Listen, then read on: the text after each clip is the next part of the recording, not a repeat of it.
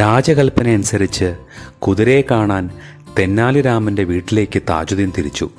തെന്നാലിരാമൻ പതുക്കെ അദ്ദേഹത്തിൻ്റെ പിന്നാലെ നടക്കാൻ തുടങ്ങി. തെന്നാലിരാമൻ്റെ മുഖത്ത് ഒരു കുസൃതി ചിരി മിന്നിമറിഞ്ഞത് അവിടെ ആരും ശ്രദ്ധിച്ചിരുന്നില്ല. രാമന് ഉള്ളുകൊണ്ട് താജുദ്ദീനോട് വെറുപ്പായിരുന്നു. അയാളുടെ നീണ്ട താടിമീശയും നാട്ടുകാരോടിണങ്ങാത്ത മുരടൻ സ്വഭാവവും അദ്ദേഹം തീരെ ഇഷ്ടപ്പെട്ടിരുന്നില്ല.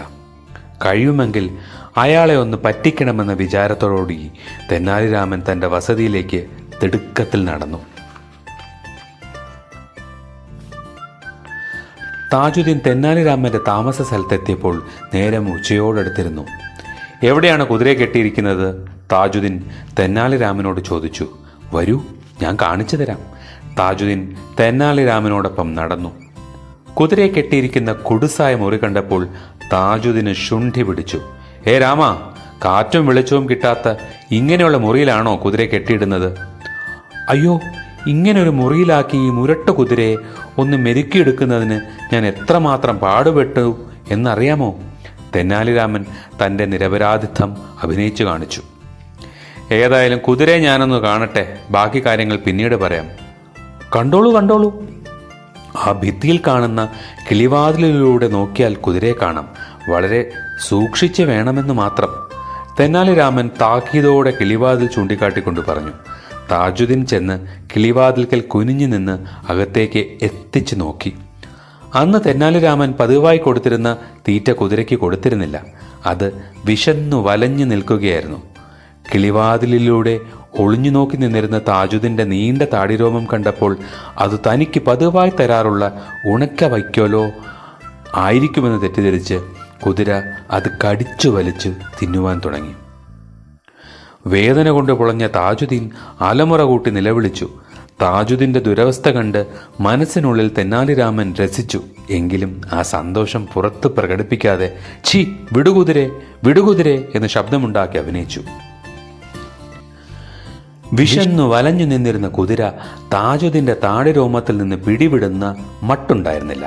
അത് താടിരോമത്തിൽ കടിച്ചു വലിക്കും തോറും വേദനയോടെ അങ്ങോട്ടും ഇങ്ങോട്ടും ചാഞ്ചാടിയ താജുദ്ദീൻ പ്രാണവേദനയോടെ കിടന്നു പിടഞ്ഞു. തെന്നാലിരാമ, ഈ കുതിര എന്നെ കൊല്ലുന്നതിന് മുമ്പ് ഈ മരണപ്പിടിയിൽ നിന്ന് എങ്ങനെയെങ്കിലും എന്നെ രക്ഷിക്കൂ. താജുദ്ദീൻ കരഞ്ഞുകൊണ്ട് തെന്നാലിരാമനോട് അപേക്ഷിച്ചു. താജുദ്ദീനോട് അല്പം കരുണ തോന്നിയ തെന്നാലിരാമൻ വീട്ടിൽ ചെന്ന് കത്രിക എടുത്തുകൊണ്ടുവന്ന് താജുദ്ദീൻ്റെ താടിരോമം കത്രിച്ച് കളഞ്ഞ് അയാളെ രക്ഷപ്പെടുത്തി. താടിരോമമെല്ലാം നഷ്ടപ്പെട്ട് മുഖത്ത് ചോരയും ഒലിപ്പിച്ച് നിന്നിരുന്ന താജുദ്ദീൻ്റെ കോലം കണ്ടപ്പോൾ തെന്നാലിരാമന് സന്തോഷം തോന്നിയെങ്കിലും അത് പുറത്ത് കാണിക്കാതെ രാമൻ ചോദിച്ചു. ഇതൊരു വിടക്കു പിടിച്ച കുതിരയാണെന്ന് ഞാൻ പറഞ്ഞത് ഇപ്പോൾ ബോധ്യമായില്ലേ? ആയി തലാട്ടിയെ കൊണ്ട് താജുദ്ദീൻ സമ്മതിച്ചു കൊടുത്തു.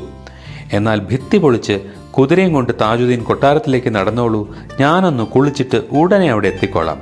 അത് പറഞ്ഞിട്ട് തെന്നാലിരാമൻ വീടിനകത്തേക്ക് കയറിപ്പോയി. താടിയും ശരീരവും വേദനിക്കുന്നുണ്ടായിരുന്നെങ്കിലും അതെല്ലാം സഹിച്ചുകൊണ്ട് ഭിത്തി പൊളിച്ച് കുതിരയും വലിച്ചഴച്ചുകൊണ്ട് താജുദ്ദീൻ കൊട്ടാരത്തിലേക്ക് നടന്നു. താജുദ്ദീൻ വലിച്ചയച്ചു കൊണ്ടുവന്ന കുതിരയുടെ പട്ടിണി കൊല്ലം കണ്ടപ്പോൾ കൃഷ്ണദേവരായർക്ക് ദേഷ്യം സഹിക്കുവാൻ കഴിഞ്ഞില്ല. എവിടെയാ തെന്നാലിരാമൻ? മഹാരാജാവ് കോപത്തോടെ ആക്രോശിച്ചു. അടിയൻ എവിടെയുണ്ടേ? മഹാരാജാവിൻ്റെ മുന്നിലെത്തിയ തെന്നാലിരാമൻ ഭവ്യതയോടെ തലകുമ്പിട്ട് നിന്നു. രാമ, ഈ കുതിരയ്ക്ക് താൻ ആഹാരമൊന്നും കൊടുക്കുമായിരുന്നില്ലേ? ഉവ്, കൊടുക്കാറുണ്ടായിരുന്നു പ്രഭോ. എന്നിട്ടാണോ ഇതിങ്ങനെ എല്ലും തൊലിയുമായി മാറിയിരിക്കുന്നത്? അതു പ്രഭോ ഞാൻ... വേണ്ട, കള്ളം പറഞ്ഞ് നമ്മെ പറ്റിച്ച് കളയാമെന്ന് വ്യാമോഹിക്കേണ്ട. സത്യം പറഞ്ഞില്ലെങ്കിൽ നാം തനിക്ക് കടുത്ത ശിക്ഷ വിധിക്കുന്നതാണ്. ക്ഷമിക്കണം പ്രഭോ, അടിയൻ സത്യം പറയാം. തീറ്റ വളരെ കുറച്ച് കൊടുത്തിട്ട് പോലും ഈ കുതിരയുടെ ഹുങ്ക് നിയന്ത്രിക്കുവാൻ സാധിക്കുന്നില്ല.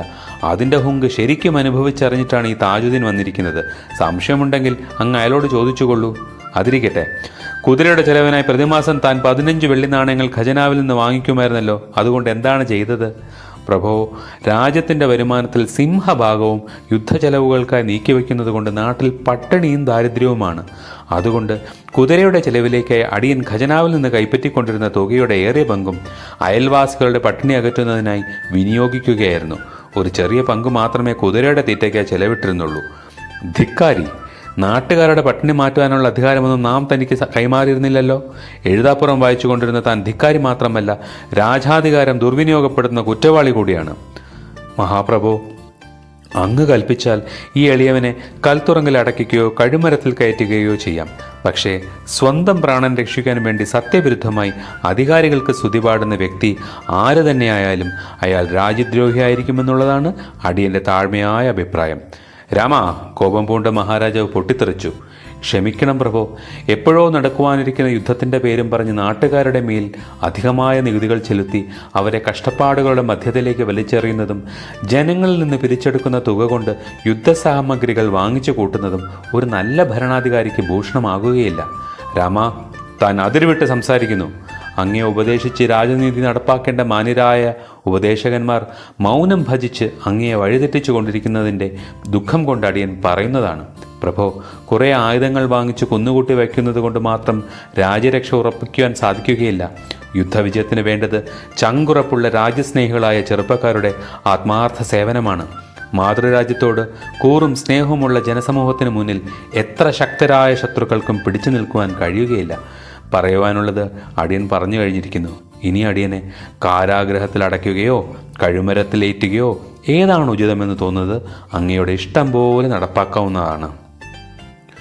ശിക്ഷ ഏറ്റുവാങ്ങാനായി തെന്നാലിരാമൻ കയ്യും കെട്ടി മഹാരാജാവിൻ്റെ സമക്ഷത്തിൽ ശിരസും കുമ്പിട്ട് നിന്നു. രാമൻ മാത്രം ഇവിടെ നിൽക്കട്ടെ, മറ്റുള്ളവരെല്ലാം പിരിഞ്ഞു വെക്കോളൂ, കൃഷ്ണദേവരായർ ആജ്ഞാപിച്ചു. എല്ലാവരും അവിടെ നിന്ന് പോയിക്കഴിഞ്ഞിട്ടും തെന്നാലിരാമൻ ശിരസും കുമ്പിട്ട് ഭവ്യതയോടെ അവിടെ തന്നെ നിൽക്കുകയായിരുന്നു. ചിന്താമഗ്നനായി അല്പനേരം ഉല്ലാത്തിയ കൃഷ്ണദേവരായർ തെനാലിരാമൻ്റെ അടുത്ത് ചെന്ന അയാളോട് ചുമലിൽ കൈയിട്ടുകൊണ്ട് ഇടറിയ സ്വരത്തിൽ പറഞ്ഞു, രാമ, താൻ നമ്മുടെ അരമന വിദൂഷകൻ മാത്രമല്ല, നമ്മുടെ ഉപദേഷ്ടാവും ആത്മമിത്രവുമാണ്. താൻ പറഞ്ഞ ഓരോ വാക്കുകളും സത്യസന്ധത നിറഞ്ഞതും ആത്മാർത്ഥതയോട് കൂടിയതുമാണ്. നാം ജനങ്ങളുടെ മേൽ ചുമത്തിയിട്ടുള്ള അധിക നികുതികൾ ഉടനെ പിൻവലിക്കുന്നുണ്ട്. യുദ്ധവിജയത്തിന് ആയുധങ്ങൾ മാത്രം പോരെന്നും ജനങ്ങളുടെ ആത്മാർത്ഥ സഹകരണം കൂടി ഉണ്ടായിരിക്കണമെന്നും നാം മനസ്സിലാക്കുന്നു. തൻ്റെ വിദഗ്ധോപദേശത്തിനുള്ള നമ്മുടെ എളിയ പാരിതോഷികമായി ഇത് സ്വീകരിച്ചാലും. തൻ്റെ വിരലിൽ നിന്നും ഒരു മുദ്രമോതിരം ഊരിയെടുത്ത് തെന്നാലിരാമൻ്റെ വിരലിൽ അണിയിച്ചിട്ട് മഹാരാജാവ് രാമനെ ആശ്ലേഷിച്ചു. ഈ കഥയിൽ നിന്ന് നമുക്കൊക്കെ എന്തു മനസ്സിലായി? രാജാവ് എത്ര തന്നെ ശക്തിശാലിയായാലും അദ്ദേഹത്തെ കാലാകാലങ്ങളിൽ ഓർമ്മിപ്പിക്കേണ്ട ചുമതല ഓരോ പൗരനുമുണ്ട്.